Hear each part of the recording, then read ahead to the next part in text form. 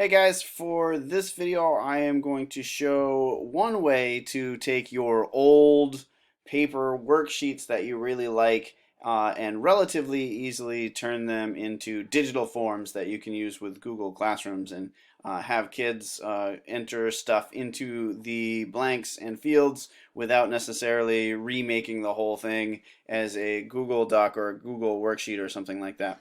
So the first thing I'm going to do is I am going to go to the folder for the class that I'm making this for on Google Drive, and I'm going to make a new Google Slides document.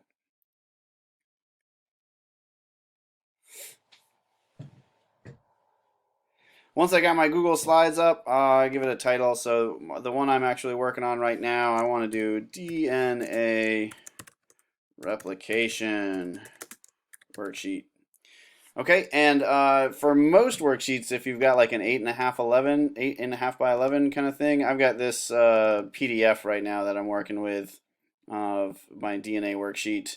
So this would have been a nice, easy handout once upon a time, and now it is a bit of a problem. Like, do I just throw this in the trash, find something else to do? And I was having a little bit of trouble finding anything that I liked. Virtual, lots of stuff for DNA replication, but nothing for DNA structure, really. That wasn't overcomplicated for my conceptual bio class. So I want this worksheet to be able to give to them, and that means I'm going to have to change it around. So I've got my Google Slides thing, but you'll notice this is kind of like in a landscape format. It's a slide presentation. So the first thing I want to do is go to File and then to Page Setup, and I'm going to make a custom aspect ratio of 8.5 by 11 inches. So once I apply that, it'll convert my Google Slides into normal letter-sized dimensions.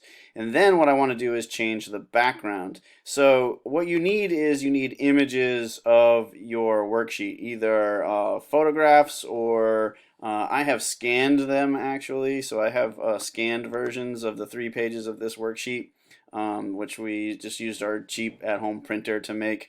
But whatever method you want to use, you want to get some images of the pages of your worksheet, and then once you've got your Google Slides set up like this in the right dimensions, you can make each page the background. So go to choose image here for background, and I can browse my computer, and then I can go to scan, open, give it a moment.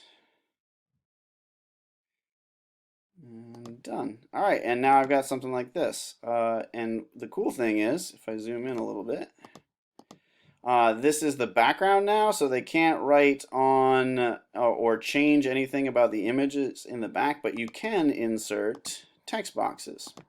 So we'll put a text box here where they can write their name if I want to, and then I can make another text box down here. Whoops. You might want to add borders to this thing so they're easier to keep track of. You can always go back, I suppose, and delete the borders later. But that will show them actually as well where they are able to enter information.